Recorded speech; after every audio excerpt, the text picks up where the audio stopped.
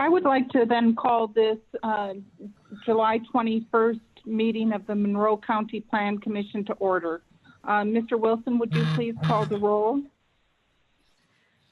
Actually, Larry is out on vacation this week, so I will be the one calling the roll. Okay. So let me get up document real fast.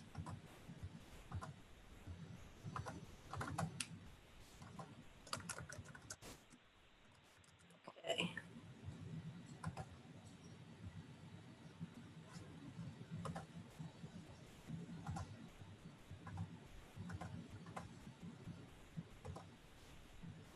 Kathy Crabtree. Who is that? Who asked? Jim Stainbrook. I'm going to show this picture out the window and see if it looks familiar. Okay. All right, let me go ahead and call the roll real fast so we can get the meeting started. Jeff McKim? Here. Jim Stainbrook? Here, ma'am. Bernie Garitas? I am here. Margaret Clements? Yes, I'm here. Amy Thompson? Here. And then I think that's everyone else is on. So note David Warren, Julie Thomas, Jerry Pittsford, Tron Enright Randolph, and David Warren just entered the meeting. So I'm going to have him come on. Is there an executive meeting tonight by chance, Jackie? I don't believe so. Okay. So No. we do have a quorum, and I'll note Julie Thomas and David Warren just came on as well.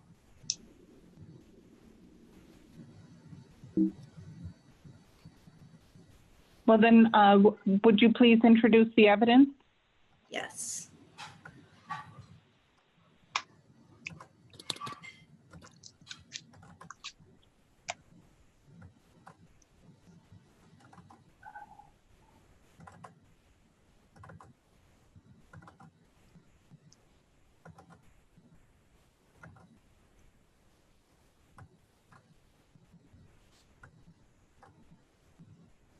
Okay. I'd like to introduce the following items into the evidence. The Monroe County zoning ordinance as adopted and amended, the Monroe County Comprehensive Plan as adopted and amended, the Monroe County Subdivision Control Ordinance as adopted and amended, the Monroe County Plan Commission Rules of Procedure as adopted and amended, the cases that were legally advertised and scheduled for tonight on tonight's agenda. Move approval. Sarah. Second. Though we don't actually have any cases tonight, but All those in favor? I think we have to do a roll call. Okay. Okay. Bernie Garitas, Yes. David Warren, Sorry, I didn't hear what you were talking about. Trying to fix my setup here. oh, that's Sorry. okay. So abstain. Okay. Jim Stainbrook, Yes. Amy Thompson, Yes. Julie Thomas, Yes. Margaret Clements, Yes. Jeff McKim. Yes. Motion passes. Okay. Is there a motion to approve tonight's agenda? Move to approve. Second. And Okay. Ms. Nestor Jelen, would you please call the roll? Yep. David Warren, Yes. Jim Stainbrook, Yes. Amy Thompson, Yes. Julie Thomas, Yes. Margaret Clements, Yes. Jeff McKim, Yes. Bernie Garitas.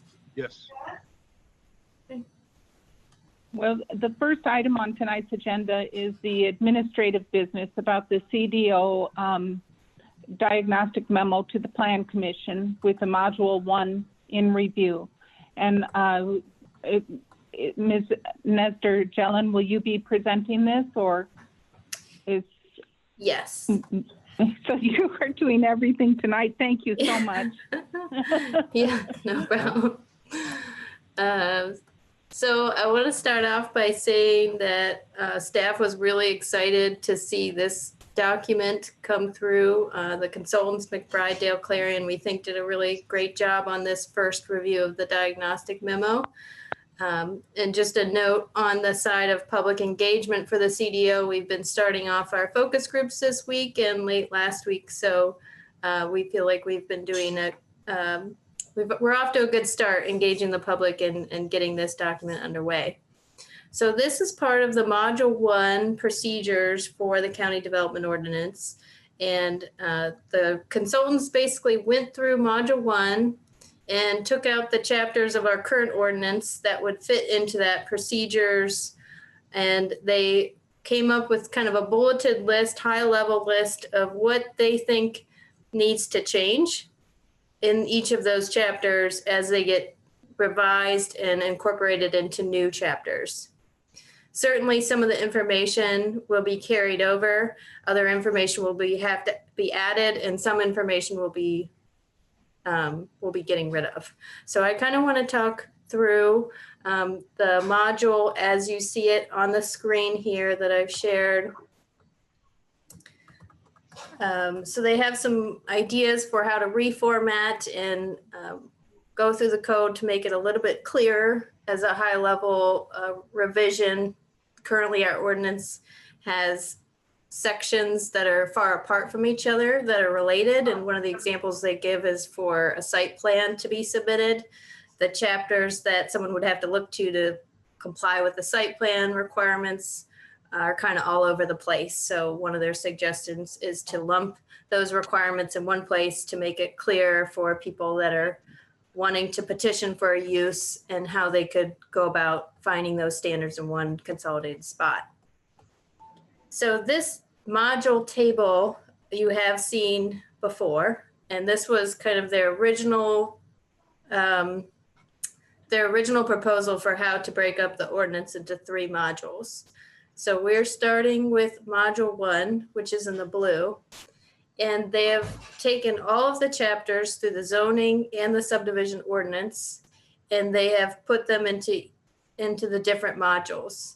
And so some of the items that you'll notice on the right have strike through on them on the text, which is saying that the consultants and staff are proposing to get rid of that chapter. And that will be one of the questions or discussions for tonight. Other items are just regularly labeled, and that means that portions of those will be carried over and will be revised into that new module. And then on this left-hand column, you have the new label for the chapters that each of these will be grouped into. So module 1 is quite a large portion of the ordinance that will be considered at this point for drafting. So after tonight's meeting, the consultants will begin the drafting process. Staff has been working with them to provide high-level comments on each of the chapters to give them our feedback or some of the issues that we've had in recent years that we want to make sure that they address and come up with a better way of putting together language for our ordinance. And then they've also pulled out each of the comprehensive plans that we have adopted to date and listed out some of the specific goals that they hope to accomplish in this new ordinance. So there's different strategies that they're listing, and then also kind of the main high-level goal that they hope to achieve in the new ordinance. And then at the part B, where they're talking about specific changes to each of the ordinance chapters. So some of that could be really in depth. Some of the chapters need a little bit more revision than others. And then other chapters are just kind of aligning with state statute and making sure that they comply with the rules and procedures and things like that. That the ordinance hasn't been updated in whole since 1997. So we really need to look through every chapter and make sure it's up to date with all of the information and make sure it's still relevant. So I have a couple questions for the Plan Commission, but I wanted to make sure that everyone had a chance to discuss maybe some of their initial thoughts about the document or any questions that they had to start us off.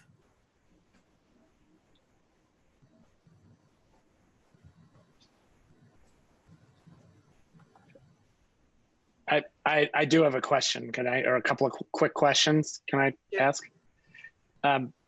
So under the implementation of implement the recommendations of the adopted county plans, under nonconformities. So there's a bullet in there that says, and I think I understand what this means, but I just want to make sure.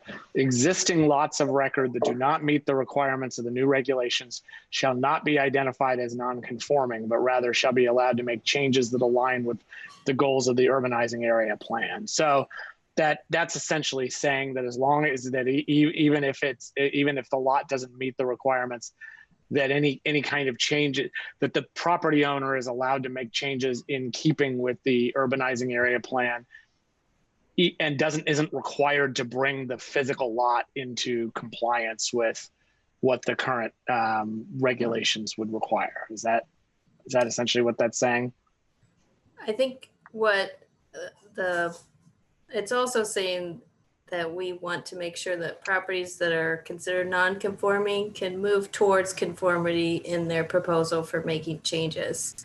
And we wouldn't restrict them from doing so. So whether that's in terms of use or in terms of design standards, setbacks, things like that. Okay. And then under site plan review, there's also a bullet that says, it refers to expanding the use of alternative approval procedures. What does that actually refer to? It's the fourth bullet under site plan review. So that's a good point. We had requested also that they consider alternative approval procedures for items like BZA hearings, maybe considering a hearing officer. One of the complaints that we've had before is that just our general timeline for public processes can make a project extend a very long time, which costs people money. But we want to make sure that we're considering all the best practices for any alternative review standards. Because we're administering 3 different ordinances currently, one of those ordinances for the areas intended for annexation still has some site plans coming to the Plan Commission. And so we want to just review and make sure we're looking at all of the procedures that we could implement for site plan review and delineate what needs to go to a public process and what could be staff level. Cool. Thank you. Dave? Yeah, just on that note, can you hear me, by the way? Yes. Okay, cool. Related to that, are there any like best practices that have been identified in other Indiana counties that have reduced the time and cost associated with obtaining approvals and permits? Yeah, that's a good question.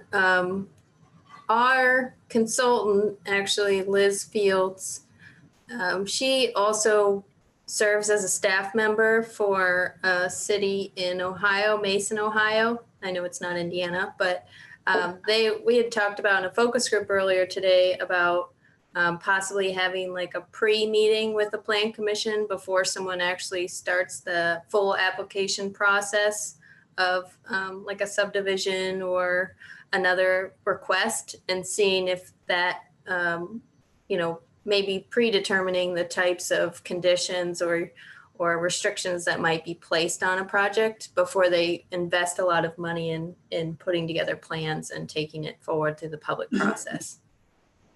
But I think that there's definitely more research that we need to be doing to see, and you're always trying to balance the public input and transparency in the process, as well as keeping the cost of the proposal and the development, relatively affordable in terms of time and input, but having enough information to make decisions. So we'll be looking for other best practices, but welcome feedback on that.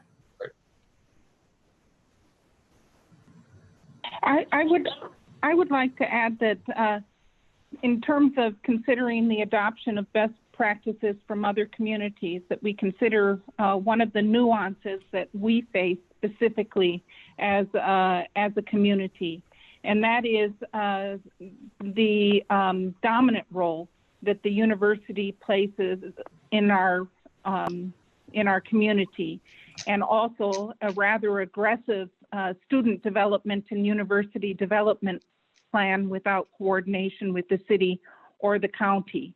And I think that when we make comparisons for best practices, we must mitigate a carte blanche approach that can further erode our own desire to shape our own community. And I think that that's a very, very important duty that's incumbent upon every member of the Plan Commission, because otherwise we lose, our zoning is our only chance to shape the future of our community.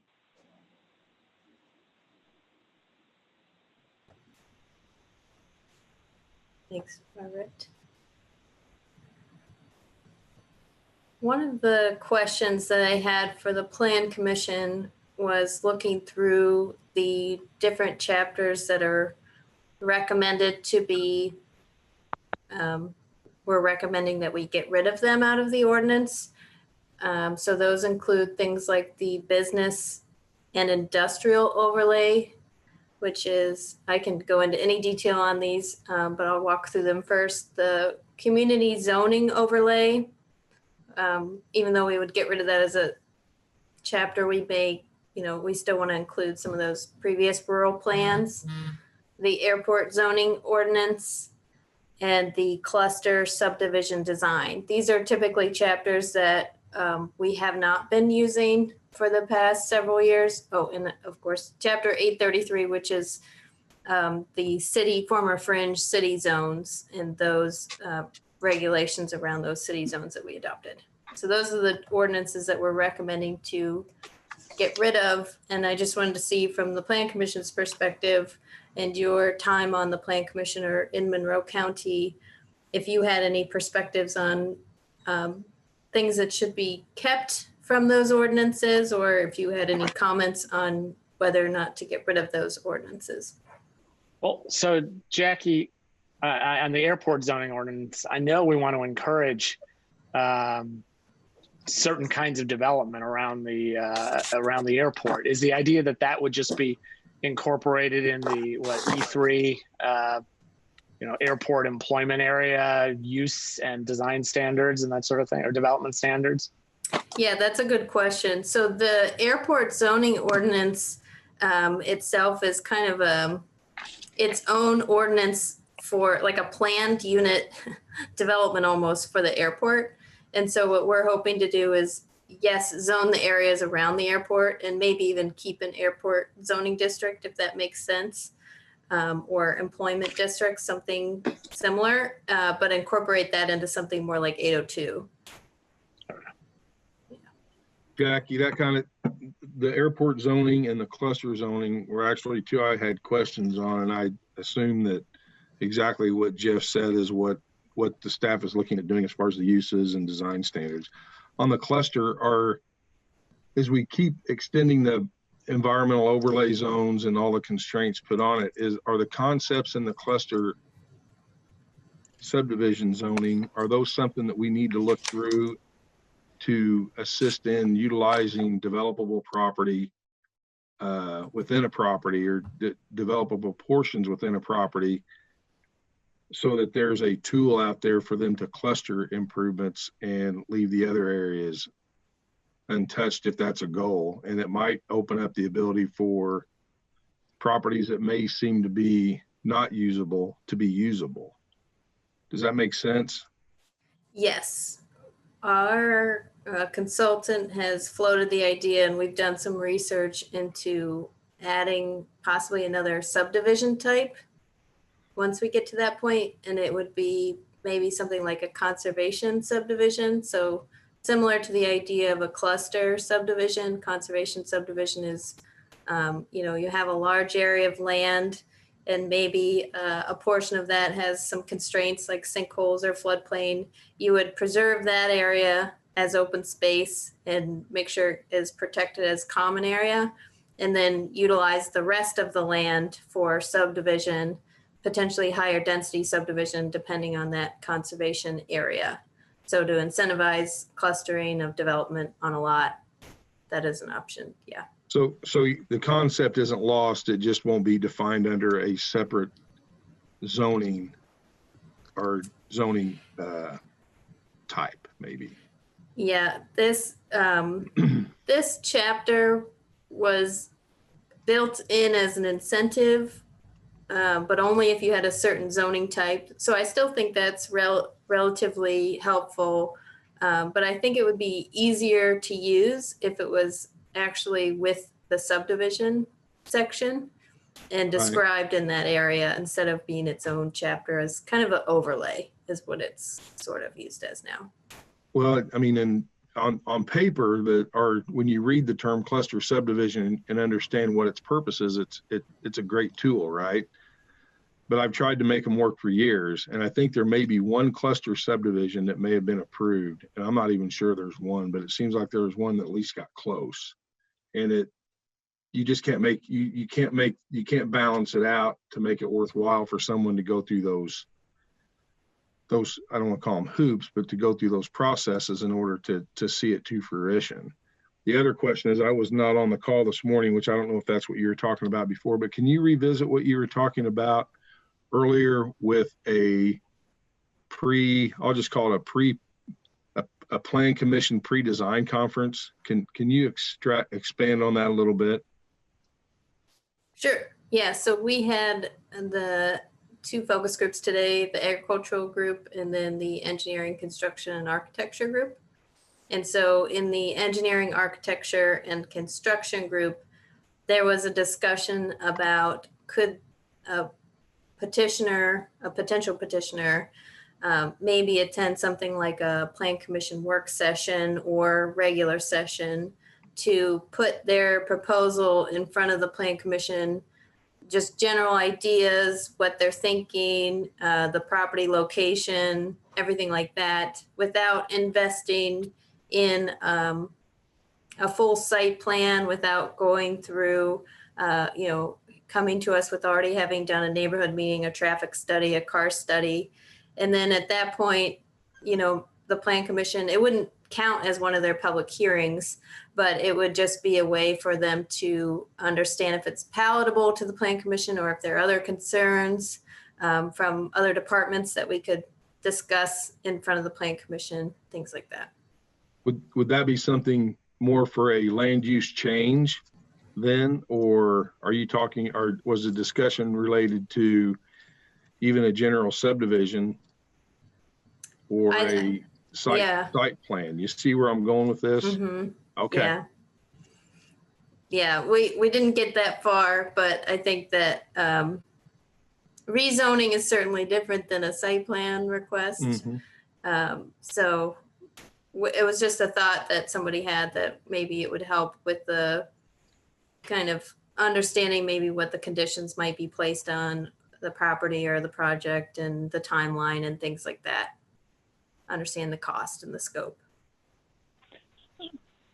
As president of the Plan Commission, I'd like to know more about the advertisement process and who was in attendance at the Plan Commission's pre-design conference meeting today, because I wasn't told and wasn't invited to attend. Oh, yeah. Sorry, Margaret. We're kind of talking about two different things. So we had county development ordinance focus groups with county residents and interested citizens. And then in that focus group, there was a discussion about whether it would make sense in the future under this new code to have an opportunity for a potential petitioner to go through like a pre-design with the plan commission. So we didn't have a pre-design plan commission meeting, that was just something, that was an idea that was floated in the new ordinance. Sorry, not to get us off track, just an idea.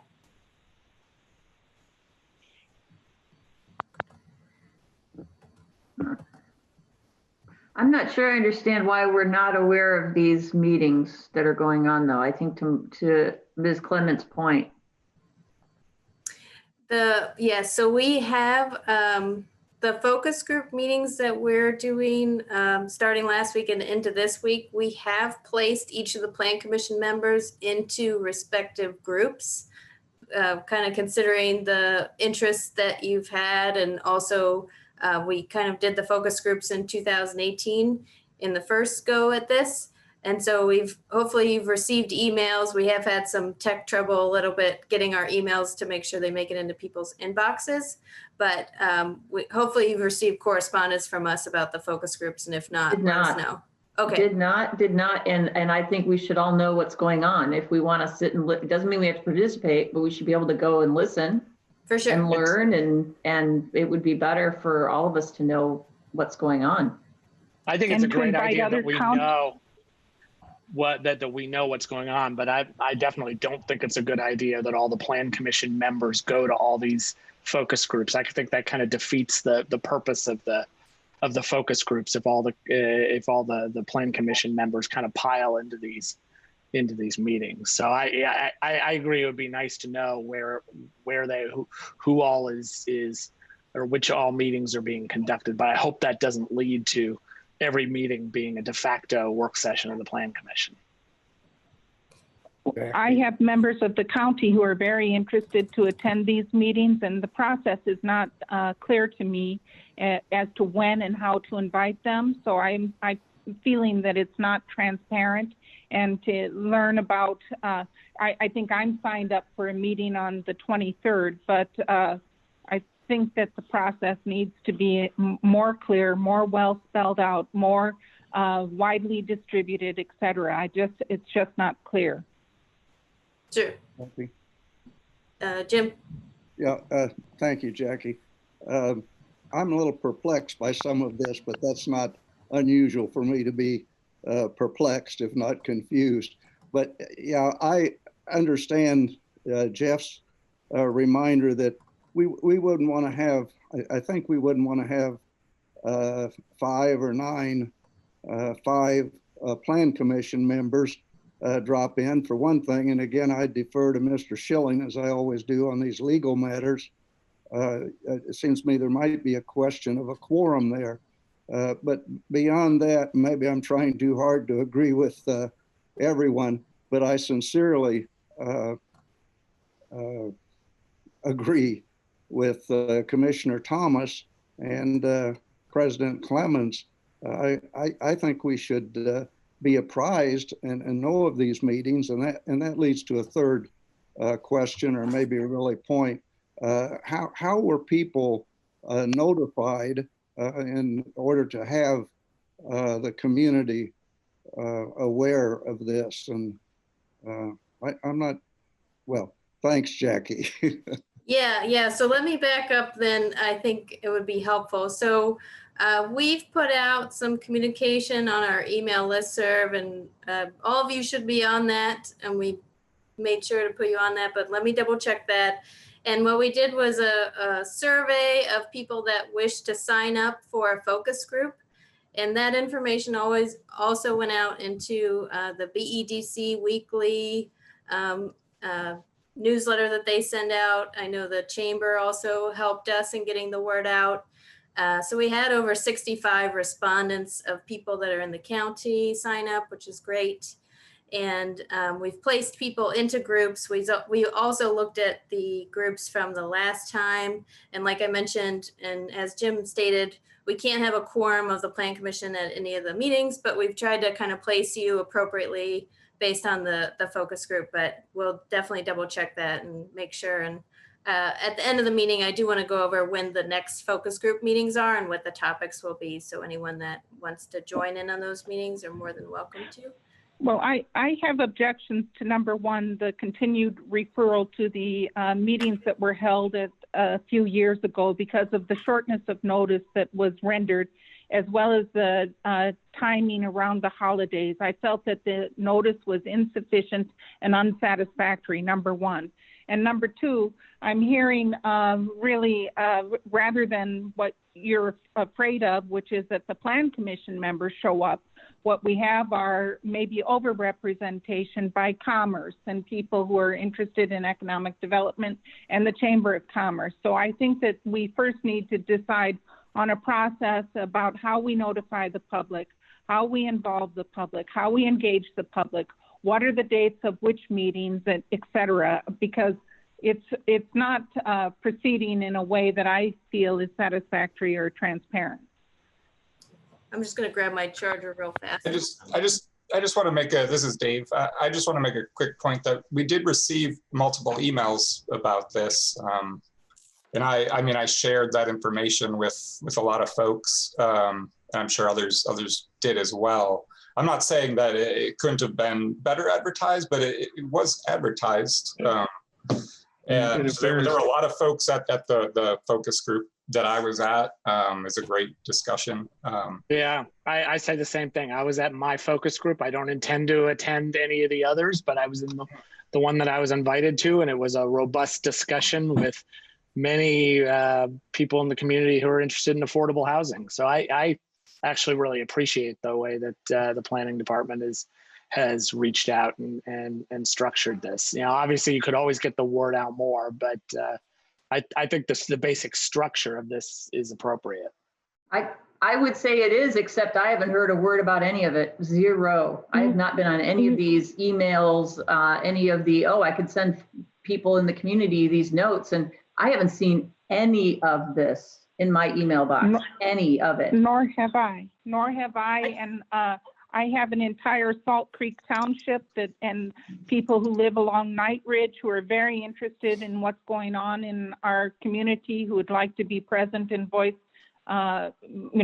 their interests and concerns. So I haven't heard anything either. So I'm a little disappointed, I have to say.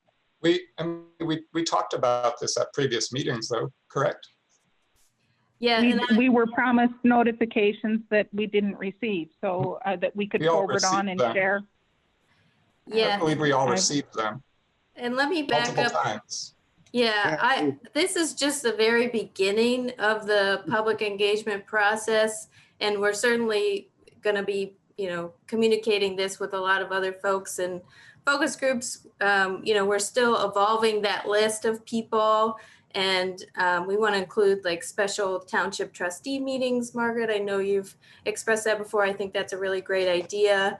And questionnaires, and we want to reach out to people individually that you recommend to us. So by no means is this like the final, already missed the deadline. Those are the people that are going to be engaged. So we could write up and make it a more formal process for the Plan Commission about what our public engagement strategy has been, and moving forward, maybe some ideas from you all on how you would like to see that strategy change or amended. Certainly would help us and make us, keep us really transparent in the process. Jackie. Jim, go ahead. Yes, Jackie, thank you again. And I appreciated your recognizing my question about the quorum, but with all due deference to Dave, and since he didn't reply, I'd like to clarify my own comment. I don't think in a public session of that sort, I don't think there's an issue. It wouldn't be a meeting. If you were to go to a conference, a convention, a professional association, you're not going to run into that question of a quorum. I guess I'm the guy that raised the question, but Dave's the man that could have answered. And I'd just like to say, if people that didn't know about this for some reason had wanted to attend these, there wouldn't have been a problem of that sort. And at the same time, trying to take in what everyone's saying and finding something with which to agree and all of that, I appreciate Dave's reminder that notices apparently, or there was occasion for us to know about these things. And then, of course, continuing to agree with Margaret and Commissioner Thomas, I would think of all people, the president and the county commissioner would be fully apprised of what's going on. But I'm also sympathetic with you, Jackie, that you're doing your best and doing a good job. Amen. That's the end of my comments on this.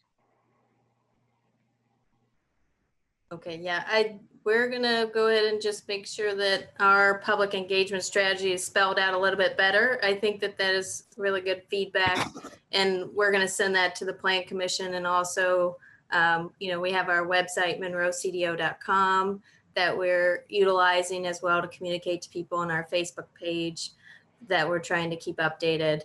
And we're trying to integrate it better with the county website as well. So always room for improvement, and we're going to be sending out more information to the Plan Commission following this meeting, just to make sure that you're aware of the focus group meetings and kind of our process moving forward for engagement. I do want to make sure that for the purposes of moving forward on Module 1, that we do have a chance to talk to have any more discussions that the Plan Commission would like on this diagnostic memo. It is really helpful starting point if there are specific things that the Plan Commission hopes gets addressed in individual chapters. I think now would be a good time to kind of discuss those. We can go through each of the chapters and talk about some of the upcoming changes, and maybe that will spur some other conversations as well. And we have advertised this meeting as well to the public, and hopefully they're following us along as well and interested and engaged in the process. So that's really great that we have them on the call as well. So one of the changes that is coming up in the new ordinance. Sorry, I have a quick question, Jackie. Go ahead. And I don't mean to interrupt you. It just seemed like we were going to move on.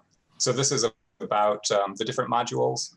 If the county wanted to offer something like an affordability bonus or sustainability bonus, things like that,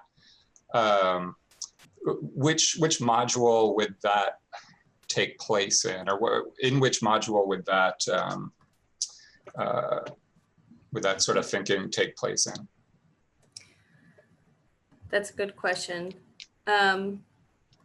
So right now, the ordinances that you're seeing in this table is kind of reviewing what we have to work with.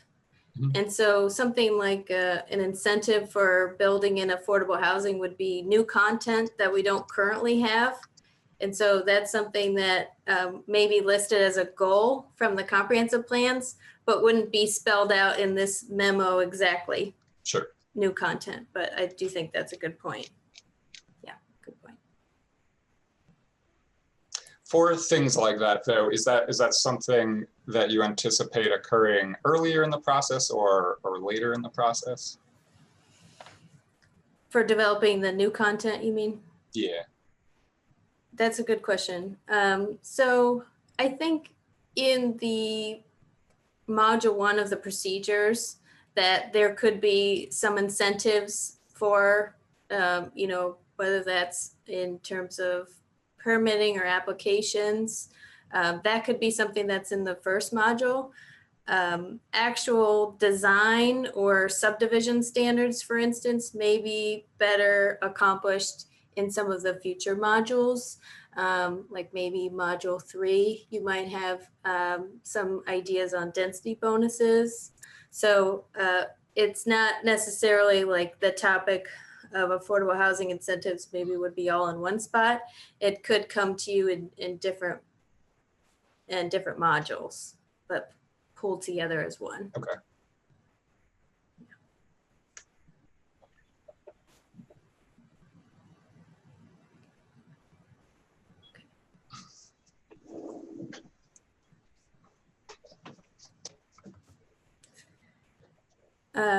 So one of the discussion points that we will have to go over when we get to the new ordinance are some of the projects that are in process when we rezone or re-amend the adopt the new ordinance. So projects that are in process, that would be something that we would be addressing in Chapter 800. Currently, our Chapter 800 deals with transition rules for the county taking over city jurisdiction areas. And so we would be changing that to just talking about projects that are currently in process when the ordinance is amended. And then Chapter 803, we've had a lot of staff discussions about this chapter because you have a lot of properties that are in the county that maybe don't conform to the zoning ordinance as it exists today. And so, if you want to consolidate the number of zoning districts, you can make your non-conforming chapter flexible, or you can,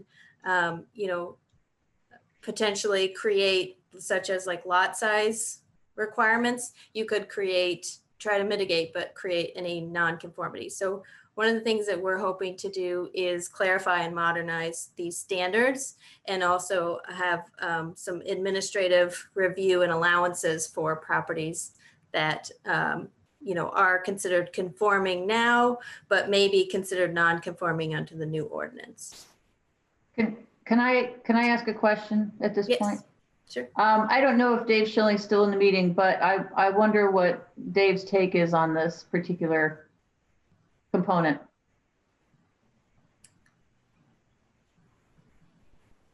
You're on mute, Dave. David. There he is. Thank you, Dave. Yeah, I just stepped out of the office and I came back in and heard you say, I want to hear Dave's take on this. Good timing. My question is on this non-conforming lot issue and what they've proposed. I was wondering what your take was on this, the legal aspect of this. Well, I think it's mainly for practical reasons, so that you're not dealing with thousands of variances, because that would be the result of changing any of the traditional standards that people would be needing to come in to get variances to build on their property. So if you provide them with an opportunity to move towards compliance with the new standards, it's probably better for everyone. Keeps the meetings down, and I guess you just have to look at it and sort of once the ordinance is drafted, see how it plays out in different scenarios and what might the problems be. But I don't have a big problem with it as it's presented. Okay, I just wanted to make sure that there weren't legal issues, because it's voluntary, correct? I think so. Okay, thank you.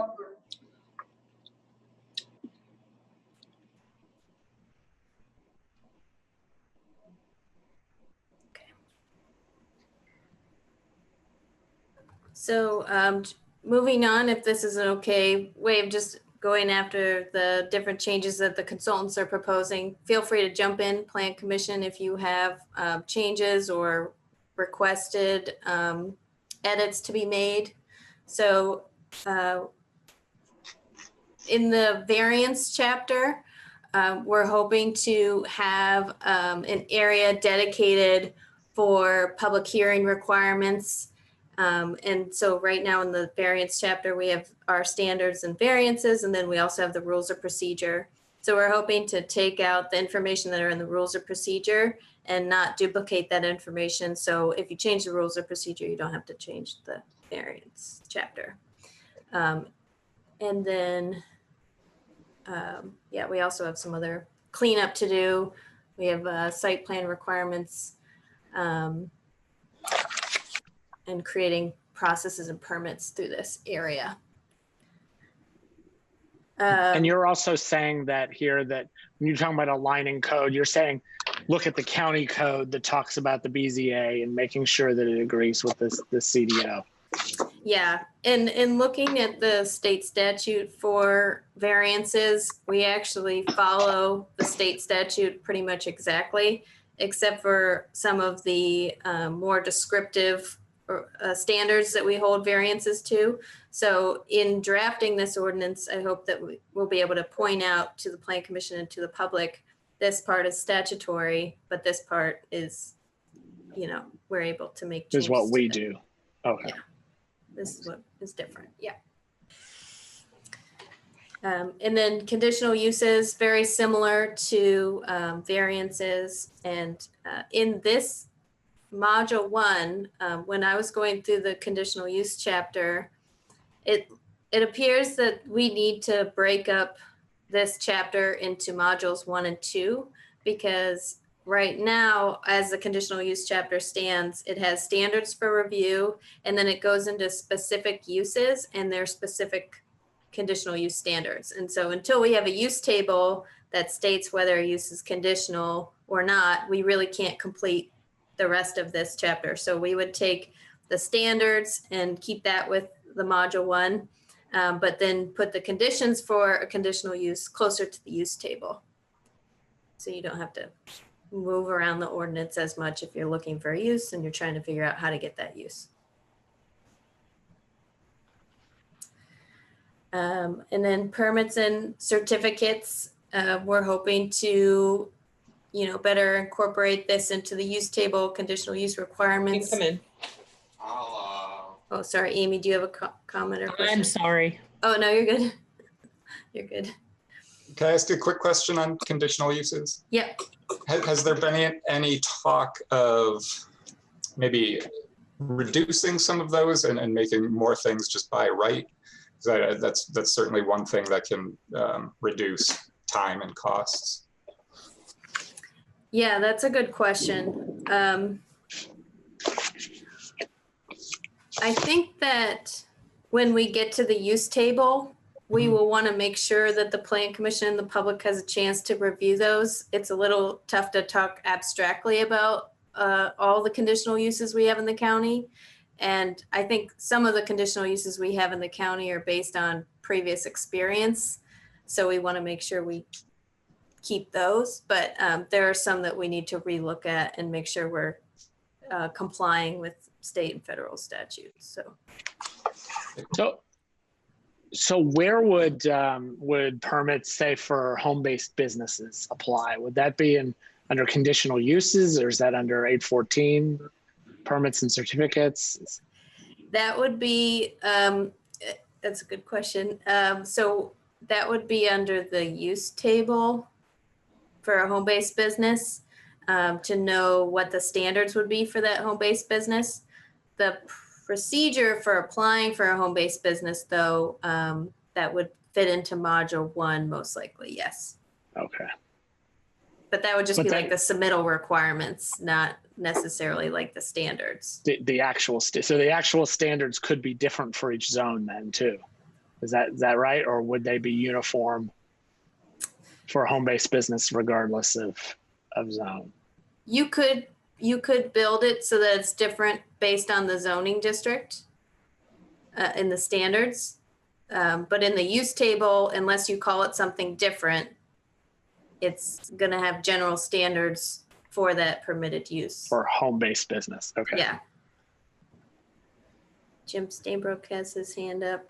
Well, I think, Jackie, is you come up with the home-based and the home-occupied businesses. I think what we have now, the two are pretty clearly defined. I think in applying working with the new CDO, that constancy and consistency, that's important. That's a procedure.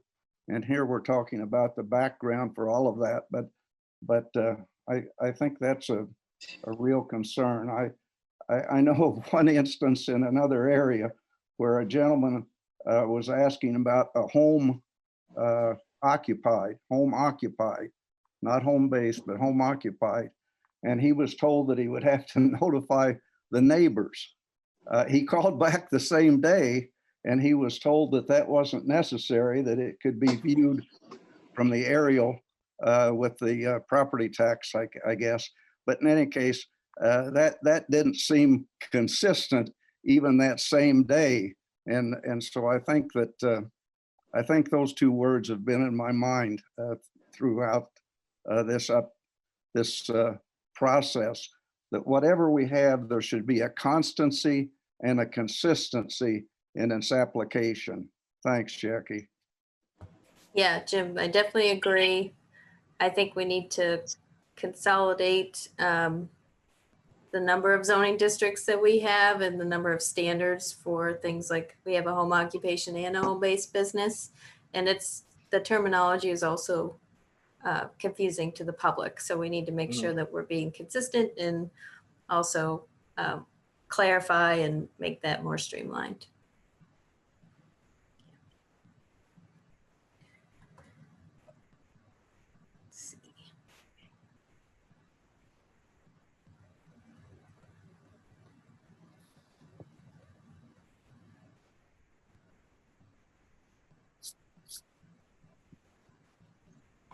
So many of the other chapters, there wasn't a long list of items that needed to be changed, but we do want to make sure that for the Plan Commission, if you feel like there are standards that need to be looked over and revised or changed, this is the opportunity now before, of course they're going to draft it. You're going to be able to review that more fully, but it does help us if you have drastic changes or comments that you want to give. Bernie, go ahead.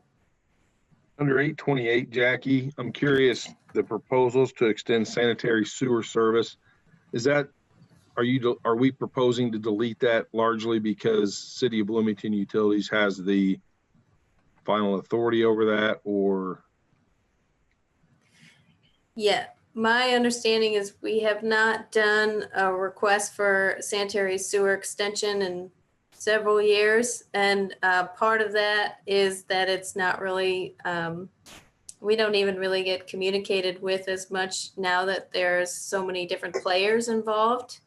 And so, yeah, we haven't been involved to that extent anymore. So we're recommending getting rid of that. When you say other players, are you saying the other sewer providers like South Central Yes. and Richland and Yes. Eastern Richland? Because I think we should definitely be doing some extension of sanitary sewers. I think. Well, and that's my point, Jeff. Yeah. We don't want to limit we don't want somebody to say, well, you can't even extend the sewer to somewhere where we see as economically viable because you don't have a process in place to do it. We could defer to the processes that are within each jurisdiction to extend the sewer, Richland or City of Bloomington or whoever, that we would follow their rules anyway. Yeah. To the largest extent. I mean, there'll be things we'll have to do, but we would become the petitioner that would have to follow their rules. So we wouldn't be prevented from asking for that extension if we found it necessary. I would like to ask a question that is kind of general, because I hear a lot of calls for high density compact urban form in our rural areas, et cetera. And in the old code, there was certainly an emphasis on preserving green space and actually having low density rural form. And I wonder, the assumptions under which we're operating, they seem to be so widely held by some people and not by others. And we're not discussing kind of those fundamental differences. And I think at the beginning, we need to really be discussing that rather than later, because it will shape the entire CDO. Doesn't that come down to uses and zones? I mean, I don't think anybody's calling for the rural areas to be developed at a high density, are they? Well, I mean, in some of the statements that you've made tonight and in other meetings, I think that there's kind of a working assumption of higher density housing, and I think that we need to be more clear about the ethos of what we're trying to do and be clear about the vision for the county. because it's something that is getting muddled, especially along the edges of the city. So, And sorry, go ahead. some of that is natural, but I think that we have to be very, very clear about what it is we're trying to do. Are we trying to preserve green space? Are we trying to preserve the rural character of our community? Are we trying to preserve kind of the undeveloped nature of our community? Or is it, you know, I think we need to have these kind of very basic high level discussions, because it shapes almost everything else that we do. Aren't we Doesn't that developing a come zoning down? ordinance in order to match what we've decided we want the county to look like from the comprehensive plan standpoint? Isn't that what we're trying to do with the zoning ordinance? Can I just real quick just mention? I don't think anybody, even me, has said we should have density in the rural areas. Oh. The whole frame has been you preserve the rural areas by allowing more dense development in the urban areas. You simply can't. We will never protect. We will not have a rural part of Monroe County if we don't allow the urban areas of the county to develop. We'll just keep sprawling. And so the frame, you know, when we had that meeting at the planning department shortly before everything shut down, I think the planning department's presentation was something like, keep rural Monroe County rural by growing in the urban areas of Monroe County. And I think that's a perfect frame that we can all probably mostly agree with. It just comes down to what are the urban areas of the county and what are the rural areas of the county. We might disagree on that a little bit, but if you want to preserve rural Monroe County, you have to allow development in the urban areas. This is a growing county. We don't have a lot of housing. Since the pandemic, housing prices have increased despite, you know, economic devastation, because the supply problem is so pronounced, and we have to solve that problem. And I think there's legitimate. I would like to just respond to Mr. Warren's comments. It seems as though we do have a lot of housing. There's a lot of housing. It's just student housing.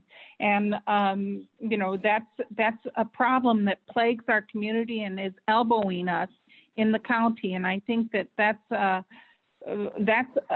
a problem that we don't have the authority to fix within the city, but we can fix it by holding strong as far as the demand for other housing in the county is concerned. You know, I think that it's incumbent upon us to try to protect the rural area. And also to put reverse pressure onto the urban area to be a little bit more responsible with the university's footprint in our community.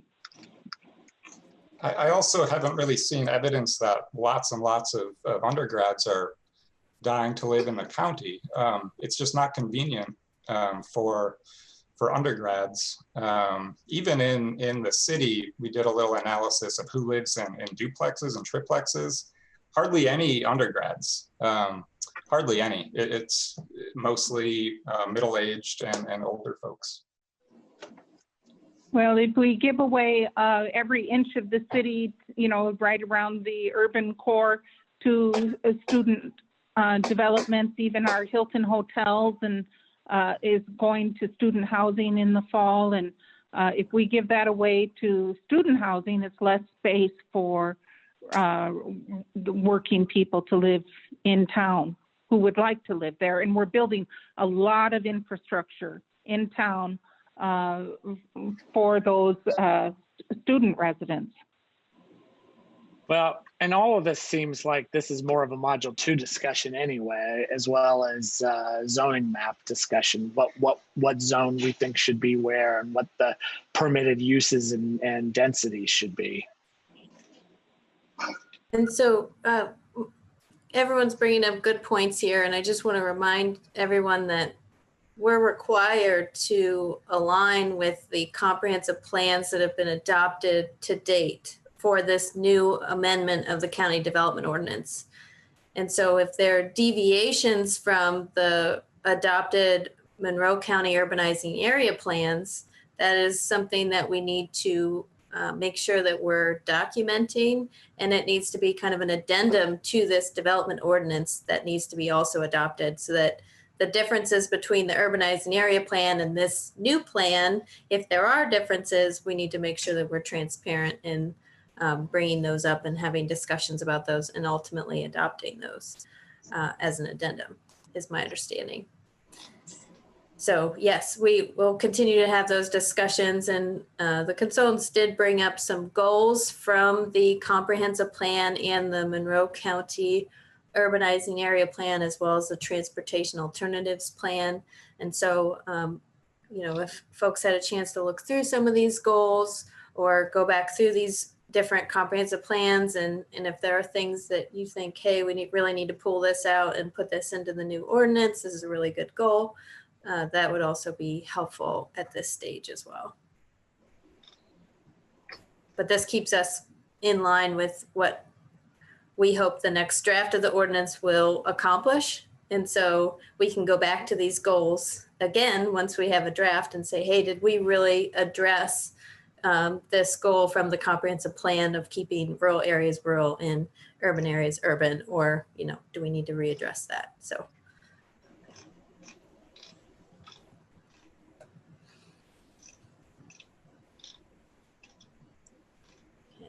Is there any other questions or comments?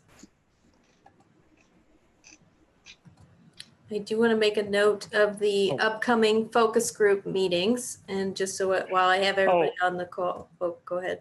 I'm sorry. So are you done with all the chapter 800?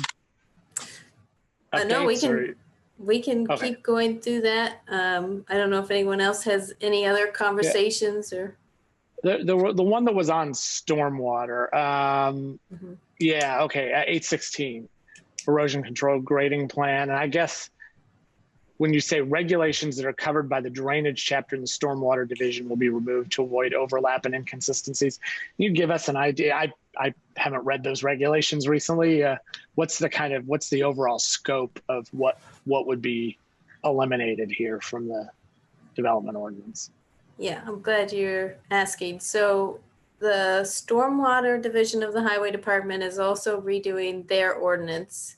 And what they're proposing is to take on a large portion of the karst ordinance, as well as the grading and erosion control. And so things that would be in the grading and erosion control are ways that we stay in compliance with the state requirements for Rule 5, which is when you disturb an acre or greater. And then also kind of right under that acre of disturbance, things that need to still have a stormwater pollution prevention plan, ways that we can mitigate basically adverse impacts of people grading and doing construction. What kind of protections do they need to have in place while they're doing construction so that we don't see soil erosion or track out or things like that, and the type of, protections for that.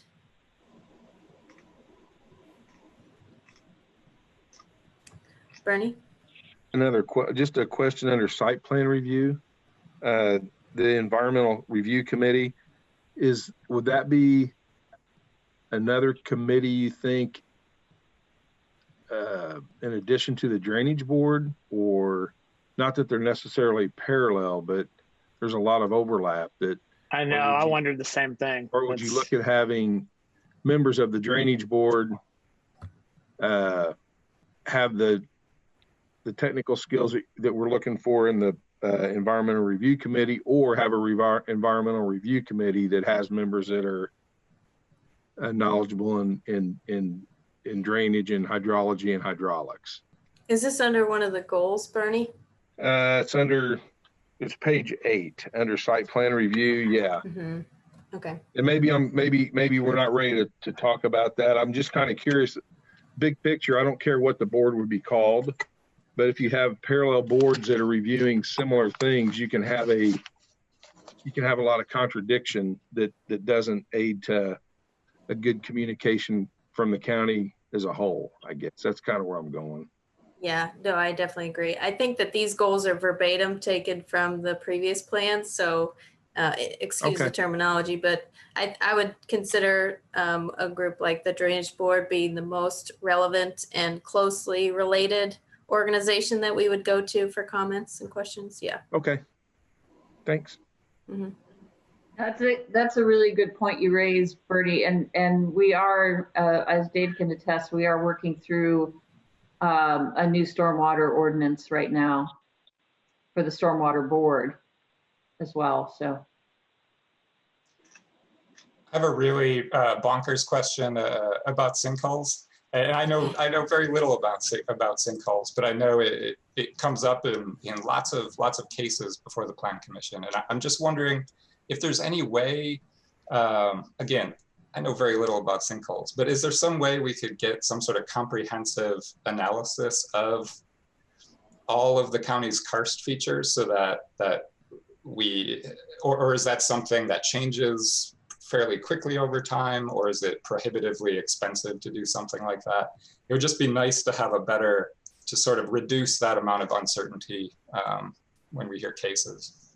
Can I respond to that? Sure, yeah. Okay, so no, I agree that it would be great to have a better sense of that and how they're connecting underground where we can't see them. But it's also something where I think our goal is to try to ensure that we're doing a better job through the stormwater ordinance on addressing it in the first place. But also then to put the burden, it is very expensive, by the way, but to put the burden on having a developer provide that information, but ensuring that we're protecting the future homeowner from what we think, based on what I heard from the board, all four of us think our current conservation area is far too small and may not be sufficient. And Margaret, I know, was working on the educational portion so that we are all aware of the issues. And I know we had discussions. I know Margaret had discussions with Cheryl Munson, and I don't know if Margaret, if you want to talk about that. Yeah, well, the coronavirus kind of put those plans in kind of halted some of those plans for talking more about cars. But what I do know is that it is a moving landscape, David, and that drainage and building and a change in one subdivision can affect the stability of homes in another. And frankly, we're building on a lot of karst. I mean, this is our bedrock. And so, yes, it can be mitigated, but it's very expensive to mitigate. And when we continue to place the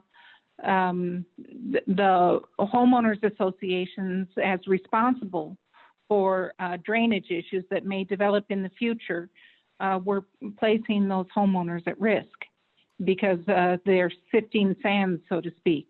And so we've had a few occasions in our Plan Commission meetings within the last few months where the survey that was most recently done, maybe within a few years ago, we're missing 2 or 3 other sinkholes that appeared in the interim time period.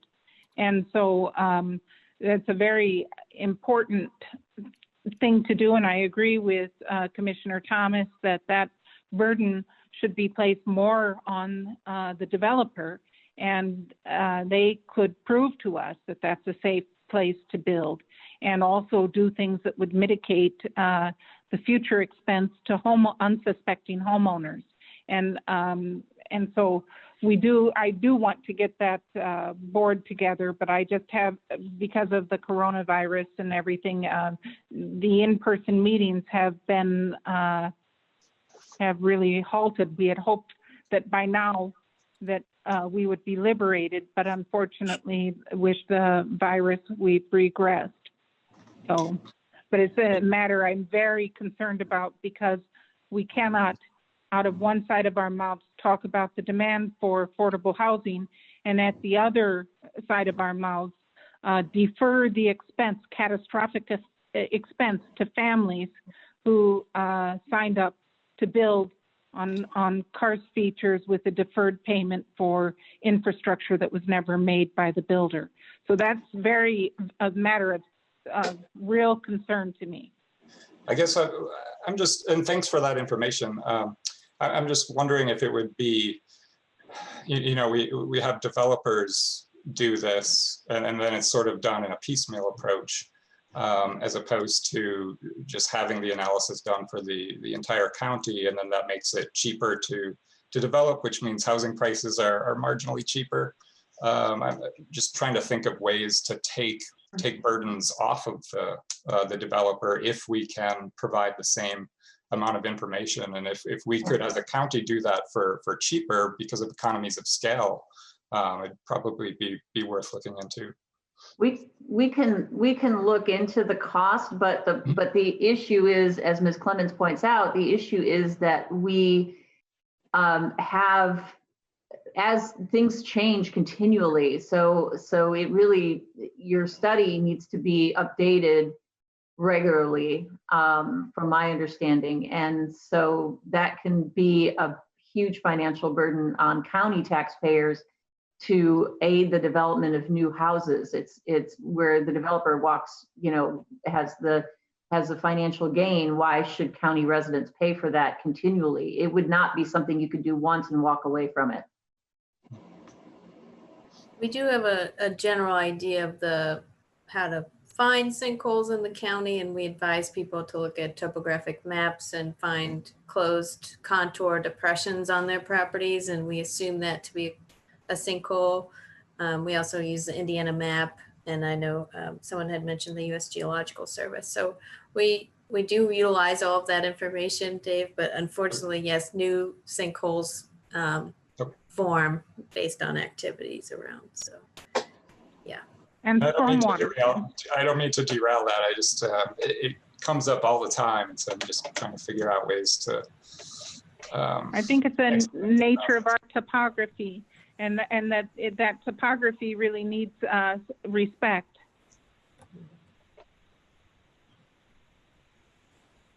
I think one assumption that we're making with the karst rules that we have in place now is that those have evolved yesterday.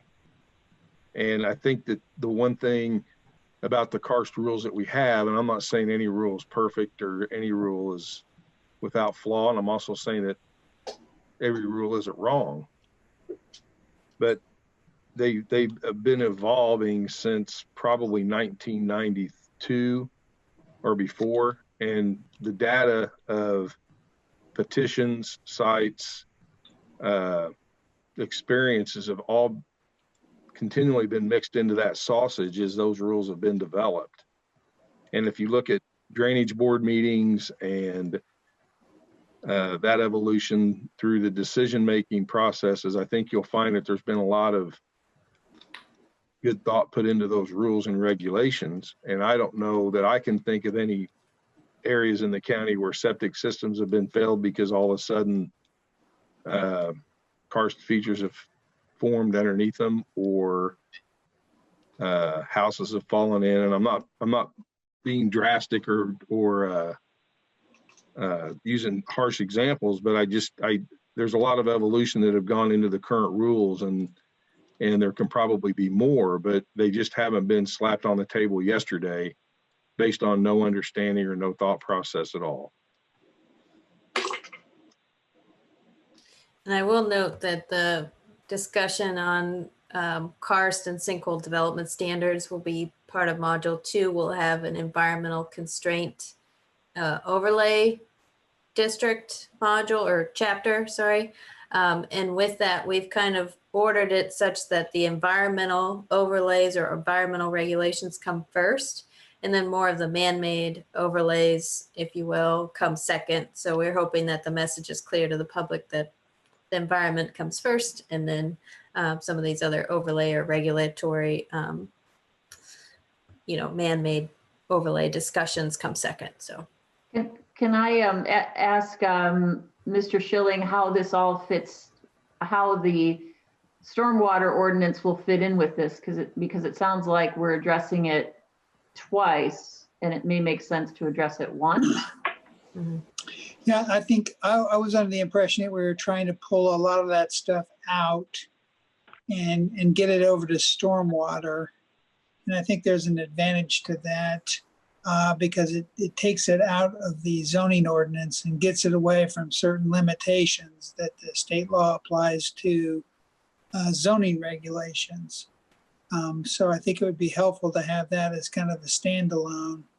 And I guess my only concern about this is that when we're dealing with stormwater, it needs to be stormwater related and not land use regulations in disguise. So we're going to have to be careful about that, or someone will say that your stormwater ordinance is in fact the zoning ordinance. So I think that's the direction that we've talked about going. I wonder if, because I was speaking with Terry on this topic, if there would still be a interest or an incentive for us to have karst as a consideration in our buildable area, and that way it could still be platted on subdivisions.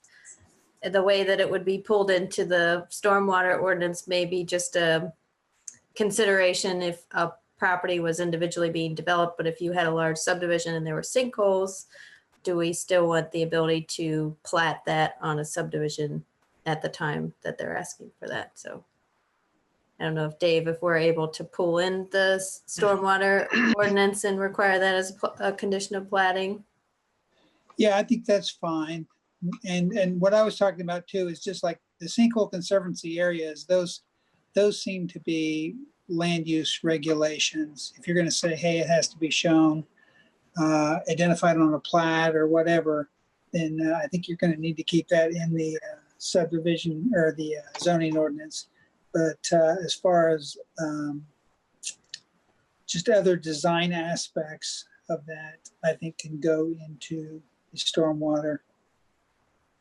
See, I just don't understand because stormwater and karst and sinkholes are interrelated. I just don't understand why I just don't understand exactly the implications of this, and I would need to think about that more. Mm-hmm.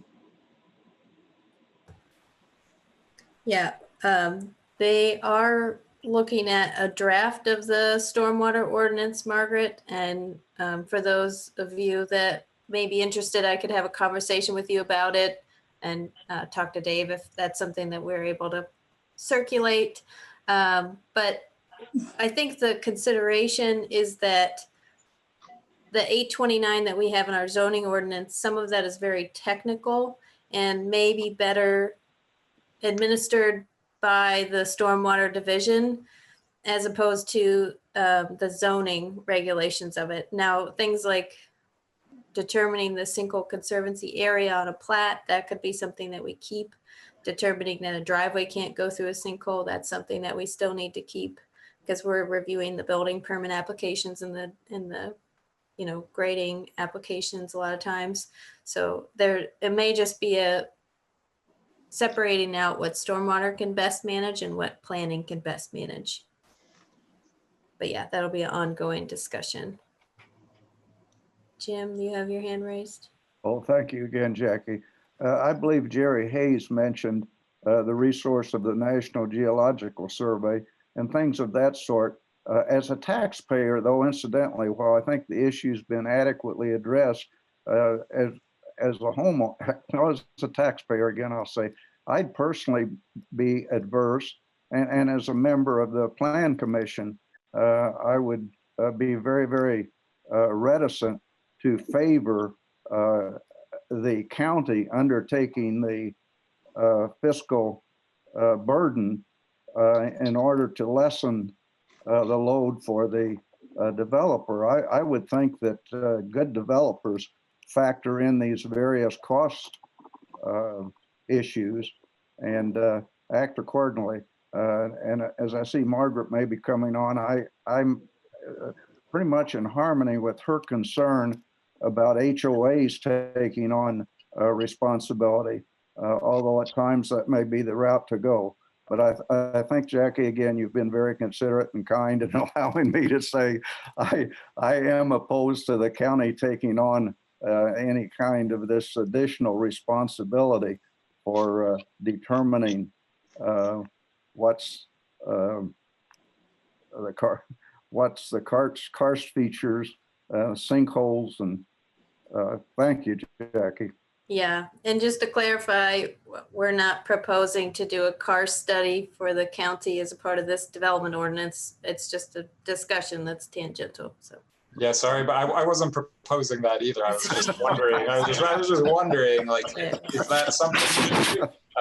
So sorry about that. Dave, were you just wondering because you thought that it might give a comprehensive view that it seems like we get questions on? So if we had a comprehensive view that was from one source, that we could evaluate it and evaluate it overall and look at this one piece that might be a 30-acre development and this other piece that might be a 12-acre development within this 100 acres. This is where they lie and this is how they interact.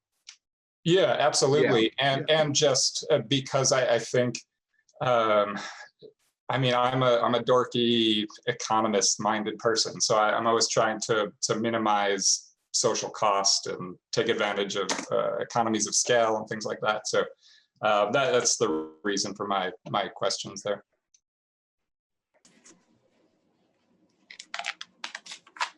Okay. Let's see. There's been some conversations in the chat for folks that can see the chat. Yeah, Kathy, we'll definitely be taking into consideration the topography of the county when we're developing the zones. That's a really good point. And we do have an idea of the areas that have a lot of karst features, typically occur on the west side. Yeah. And then Jerry, a financially feasible project is comprised of variable cost and a developer profit, typically a percentage of the cost. Yeah, that's very true, Jerry. Yeah, I just want to kind of reiterate Jerry's comment there. You know, when we have a developer shoulder the cost, that doesn't mean that the developer is necessarily paying that. They're going to pass that along to the consumer, especially when housing here the prices are very inelastic. Your price, the supply is very constrained, and so a developer can pass all those costs along to the buyer.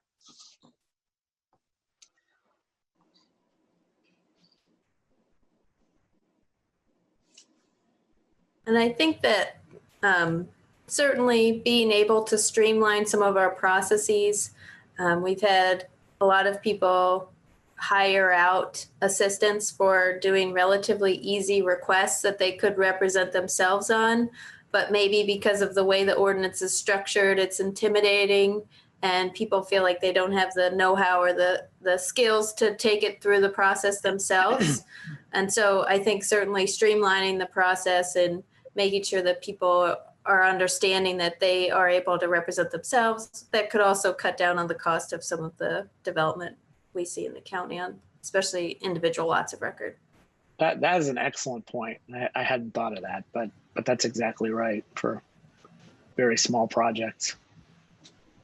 And I do think we need a general education on what it is, what they are, how they form, how they change, and someone to provide a good explanation of how increased rainfall, which it just poured here, how increased rainfall has an impact because of climate change, has an impact on those karst features. I think we could all use that. So I'm hopeful that we can pull an education program together.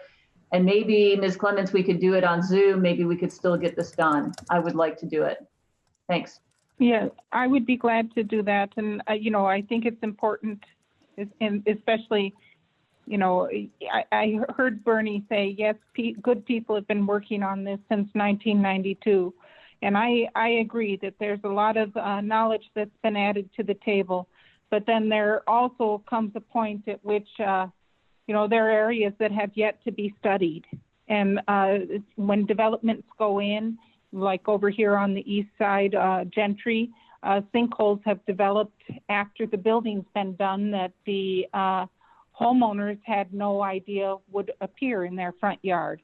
And this isn't a known karst area, although I've heard anecdotally from people that there are known sinkholes in different locations, and yet it's not a karst area.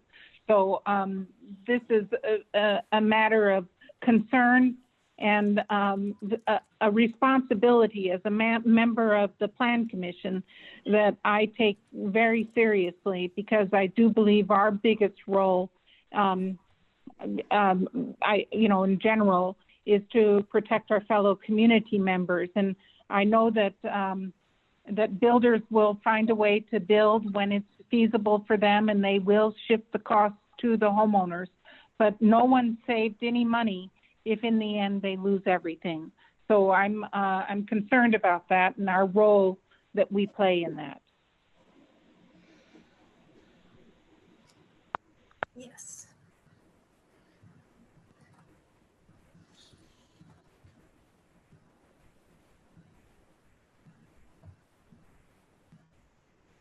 Does anyone have any other comments regarding the strategies, goals, edits to the ordinance and the diagnostic memo?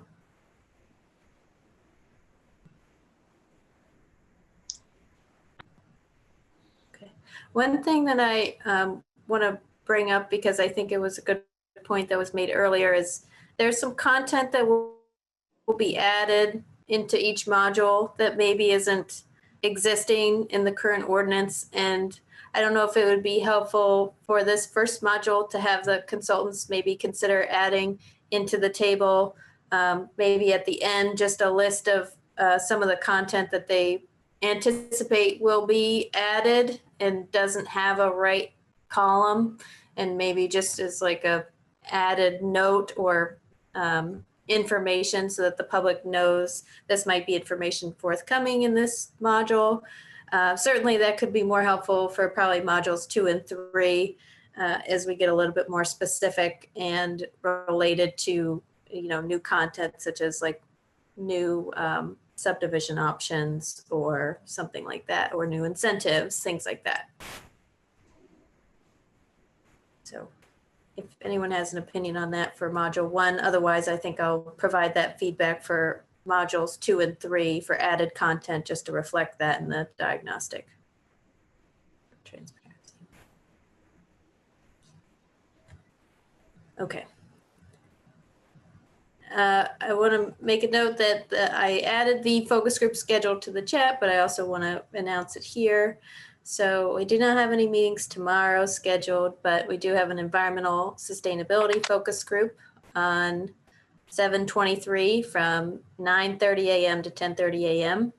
A citizen advisory focus group on 7/23 from 4 o'clock to 5 p.m. And then we shifted the historic preservation board of review to be on 7/24, which is Friday, from 2 to 3 p.m. And then we have the economic development focus group on Friday as well from 4 to 5 p.m. So we'll send out a follow-up email to everyone on the Plan Commission. And, you know, certainly if folks want to be added to that focus group list, that's not a static list. We can make sure that people get added on, and these conversations are going to be ongoing, and we'll reach out to people in different ways. So we're going to be communicating better what our process is for public engagement and how we're advertising our information and looking for your feedback and changes to that. So, okay. Hey, Jackie. Yes. It's Rebecca Payne here from the Planning Department. I just wanted to mention real quick while we're talking about these focus groups that, you know, we had some concerns when we sent out sort of the group assignments that the emails were going to spam or junk file folders. So I would just encourage anyone who is feeling like they're not getting information to just double check your spam folders or your junk email folders. Hopefully they're in there. But anyway, yeah, like Jackie said, we'll be sure to get these group assignments out again once more. I did that when I first heard that these focus groups were going on. I don't have anything in there, so I don't know. It's very frustrating, and hopefully just make sure you hear back from folks from the Plan Commission. That'd be great. Sure. Absolutely. Thanks. Okay.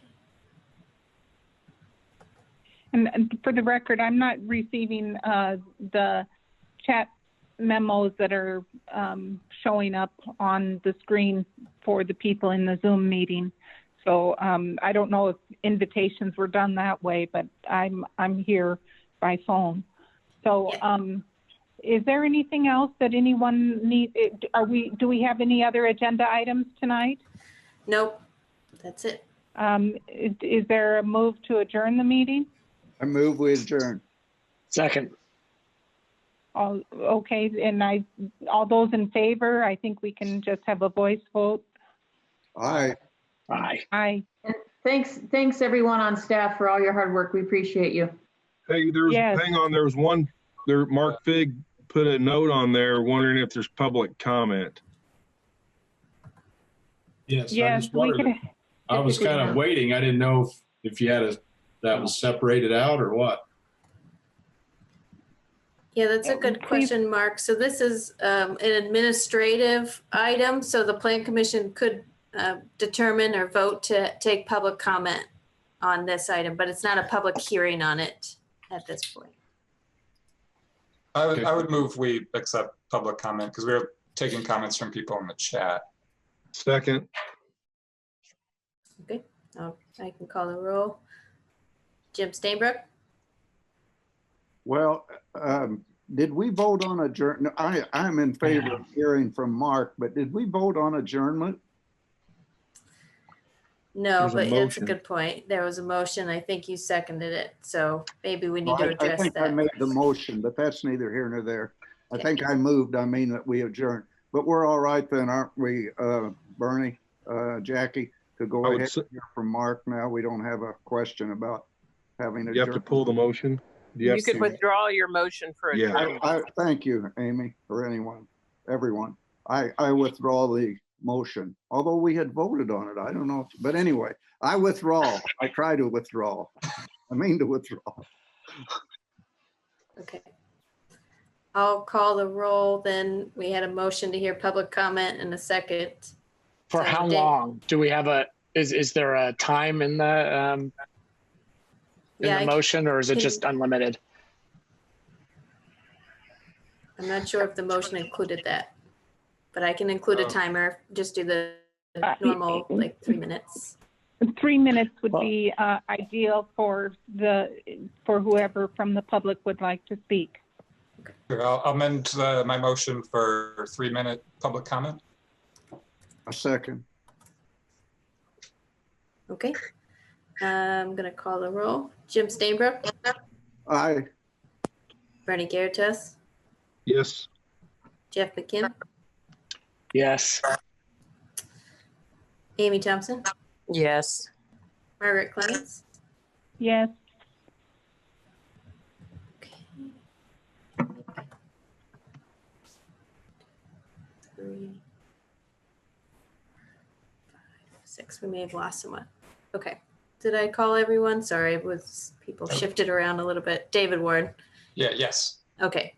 Then that's 6. We still have a quorum. Okay. So Mr. Fig, would you like to speak? Yes, thank you very much. My name is Mark Fig with Fig Investment in Bloomington. I do mostly multifamily development downtown, but I've done other projects. I was involved in the project in the county that's known as Gentry Park, a senior housing facility. I'm also a BDC board chair and a Monroe County Apartment Association president. What I wanted to point out, and this process looks like you're kicking it off great. I've been following it closely. My main concern in our community is a supply and demand imbalance. We have a high demand in this county for all housing types, and the reason we're having extreme price increases is we have limited what's being built. So when you limit supply and the demand stays the same or grows, you get large price increases. Those price increases have been absorbed largely because we have really historically insanely low interest rates. And I'm talking about any type of dwelling, any type of debt. Right now, you can stomach it. If rates were back to maybe a normal rate, we would all be in pain. So the comp plan in my mind is old. I think it was constructed well at the time, but we should think about, things going forward. We grew about 10,000 people in the last decade in Monroe County. We're way off on our construction pace compared to what we were the previous 10 years of high growth. And I believe that's the reason we have really high occupancy in the multifamily sector, as well as, really high price increases over the past several years.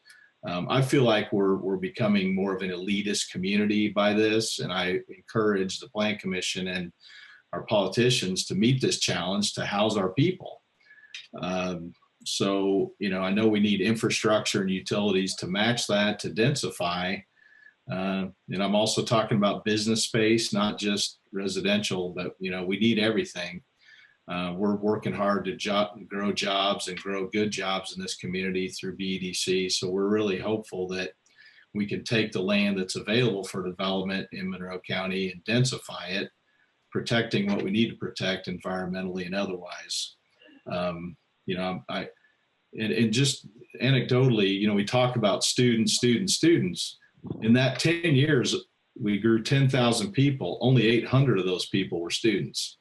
So they're largely going to be inside the city limits and really close. So I don't think that puts a lot of pressure on the county per se.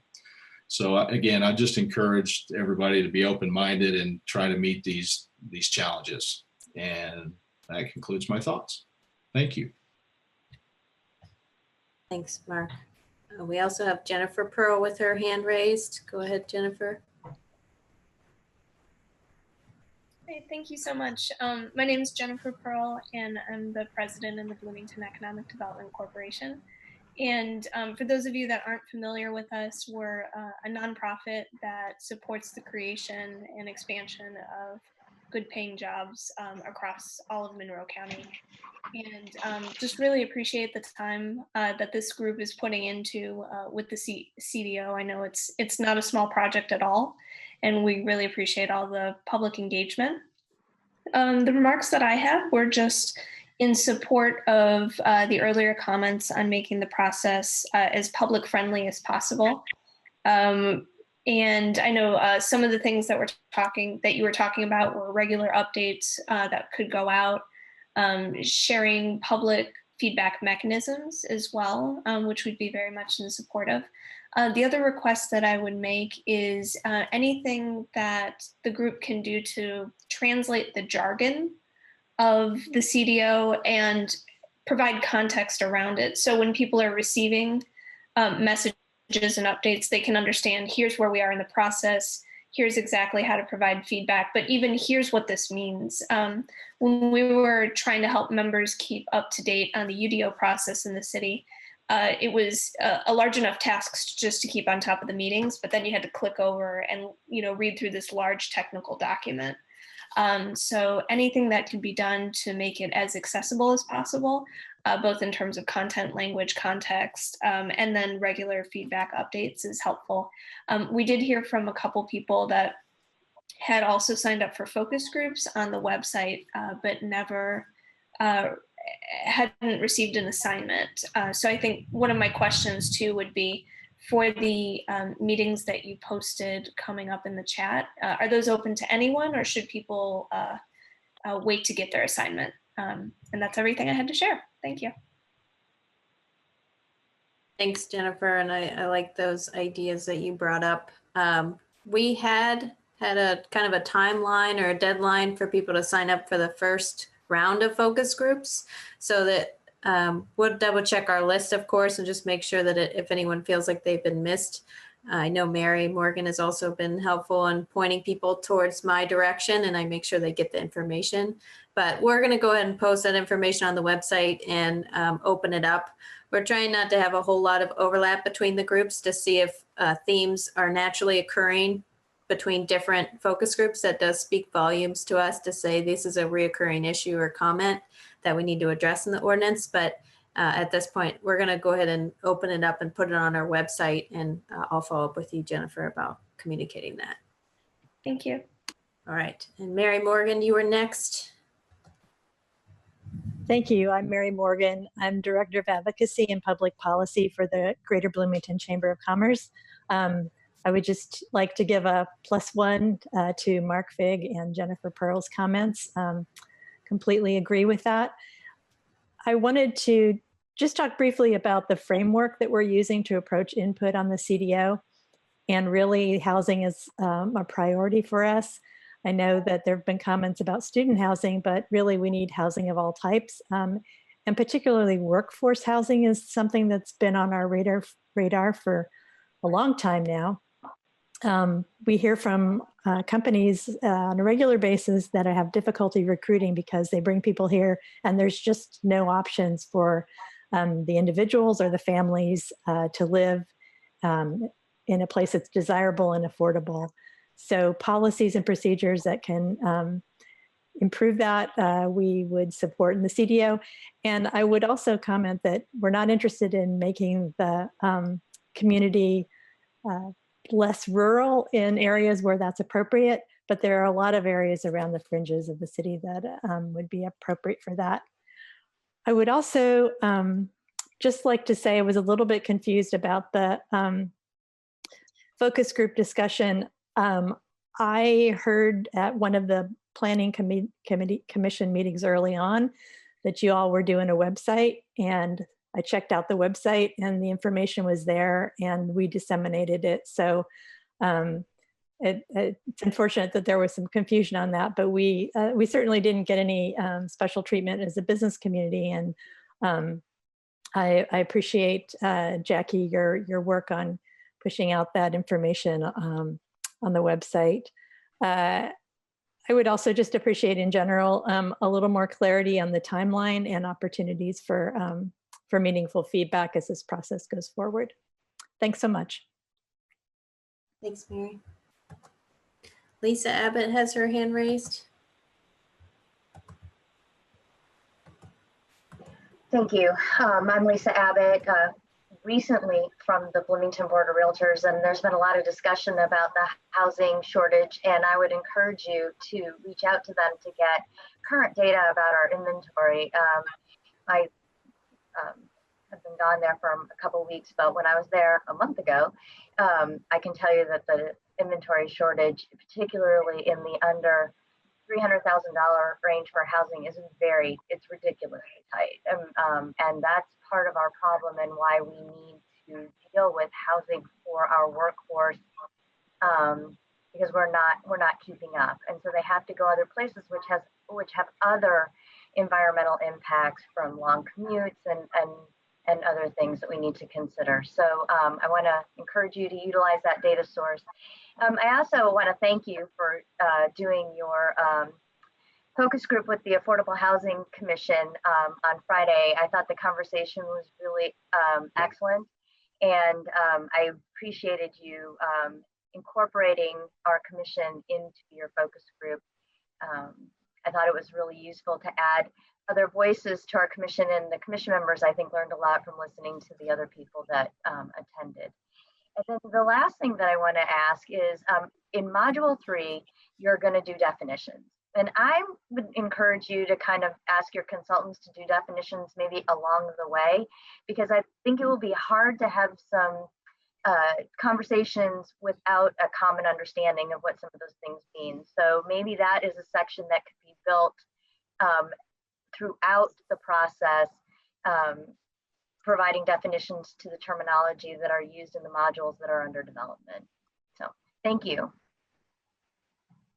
Thanks, Lisa. That's a really good point. Does anyone else wish to provide public comment? John West? Thanks, Jackie. Just one real quick comment. There was a mention of this early in the meeting, and I just want to reinforce it. So much of the planning and development and what happens and what goes forward in the county is going to require infrastructure. And as was discussed briefly, sewer is a big part of that. It would be nice to be able to open up some conversations with CBU or the administration to kind of see what path could be followed to get that accomplished. It's going to be really difficult to proceed with any plans without sewer and water, and I'm not seeing any inroads in that direction. So those conversations, if they could be had, would be real helpful. Thank you.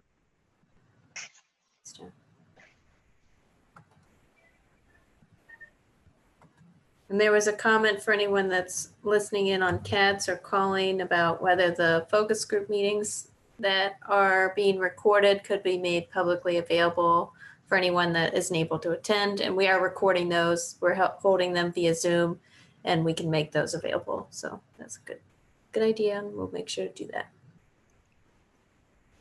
Okay, I'm not seeing anyone else with their hand raised, so I think that is it for the public comment. Well, if we would like to entertain a motion to adjourn. Move we adjourn. Second. And if we could have a voice vote, if everyone in favor? Yes. Aye. Yes. Aye. Anyone opposed? Okay, the meeting is adjourned.